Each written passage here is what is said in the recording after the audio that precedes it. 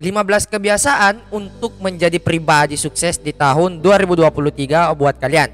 Jadi kalian harus menjadi versi terbaik dari diri kalian di tahun 2023. Semua orang ingin sukses, tapi hanya sedikit yang menyadari bahwa kesuksesan bukan proses yang terjadi sehari semalam.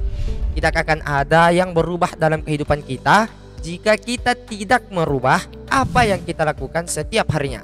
Rahasia kesuksesan ada di rutinitas atau kebiasaan kita sehari-hari. Jadi apa saja kebiasaan yang bisa membuat kalian untuk sukses? Yaitu yang pertama adalah miliki mindset positif yang konsisten.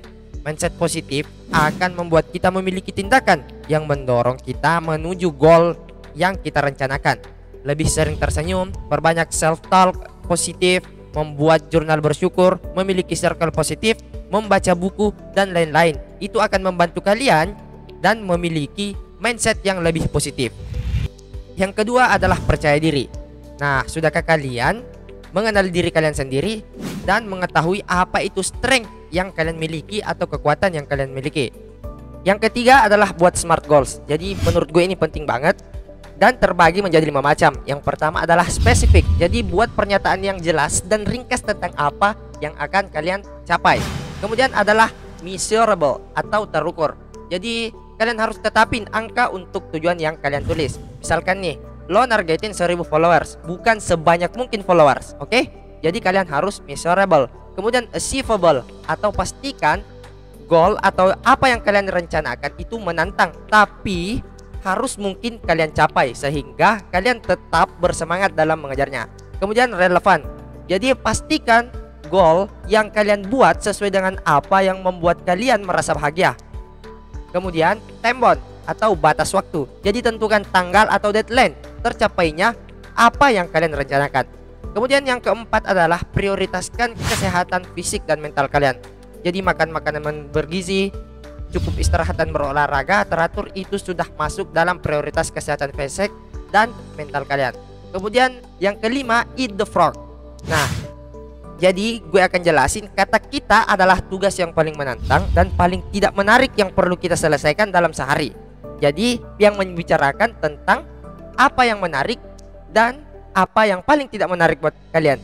Biasakan menyelesaikan tugas terpenting dan terbesar. Nah, cara menentukan katak adalah dengan menanyakan ke diri kalian sendiri. Jika saya hanya bisa menyelesaikan satu tugas, tugas apa yang akan membuat perbedaan terbesar bagi kesuksesan saya? Itu adalah pertanyaan mendasar untuk menjelaskan yang gue maksud dengan eat the frog. Kemudian adalah have fun. Jadi nikmati ketika kita menyelesaikan suatu pekerjaan. Jadi ini alasan gue mengambil poin ke-6 adalah have fun. Jika kamu mengalami kesulitan untuk menikmati pekerjaan kamu, mungkin kamu belum bekerja sesuai dengan strengths yang kamu miliki. Kemudian yang ketujuh adalah berbicara dengan orang lain. Memiliki seseorang untuk membahas ide kita, pelaksanaannya dan juga menerima masukan sangat penting untuk mendorong kalian menjadi lebih baik. Jadi kalian harus berdiskusi, meminta pendapat dari orang lain. Kemudian yang kedelapan adalah istirahat. Istirahat adalah bagian dari produktivitas. Jika memang lelah atau kalian burn out, istirahat akan membuat kalian memiliki perspektif baru sehingga kalian bisa mencapai lebih cepat dengan efektivitas yang lebih besar. Kemudian yang kesembilan adalah terus-menerus belajar. Jadi kalian harus terus belajar nih. Kualitas dari pekerjaan dan kehidupan kalian akan terus meningkat dan dihadapkan pada lebih banyak peluang yang akan hadir dalam keseharian kalian. Yang ke-10 adalah berhenti membandingkan diri kalian dengan orang lain. Nah, setiap orang memiliki strengths dan goals masing-masing yang tidak dapat kalian perbandingkan. Jadi mengetahui apa strengths kalian akan membuat kalian menyadari bahwa diri kalian unik dan spesial dan tidak bisa dibandingkan dengan orang lain. Jadi usahakan deh jangan pernah membandingkan diri kalian dengan orang lain. Yang ke-11 adalah paksa diri kalian. Jadi jika kita menginginkan hasil yang berbeda dari yang sekarang, kita perlu mendorong diri sendiri untuk melakukan sesuatu yang berbeda. Jangan terjebak dalam rutinitas atau zona nyaman kalian. Paksa diri kalian untuk selalu ingin tahu, kreatif, dan inovatif. Tapi jangan disalahartikan dengan memaksa dengan secara berlebihan. Kemudian yang ke-12 adalah berhenti mencari jalan pintas. Jadi kesuksesan membutuhkan waktu dan kesabaran.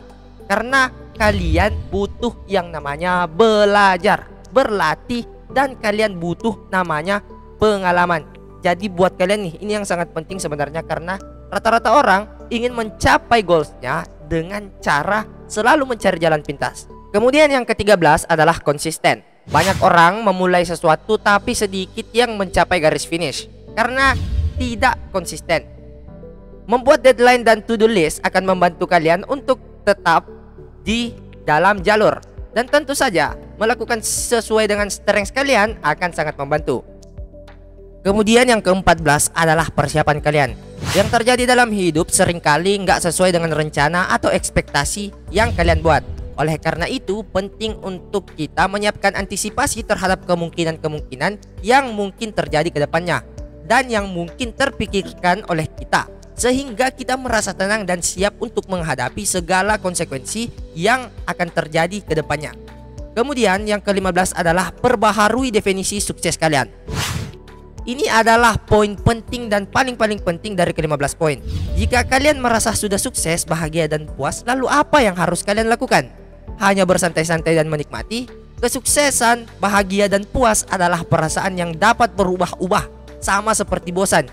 Jadi kalian jika sudah merasa sukses di satu area, coba buat polanya dan ulangi pola itu untuk mencoba hal lain. Kita belajar untuk berhasil dengan berhasil. Semakin banyak yang kita capai, semakin banyak yang bisa kalian capai, dan semakin banyak orang lain yang terbantu.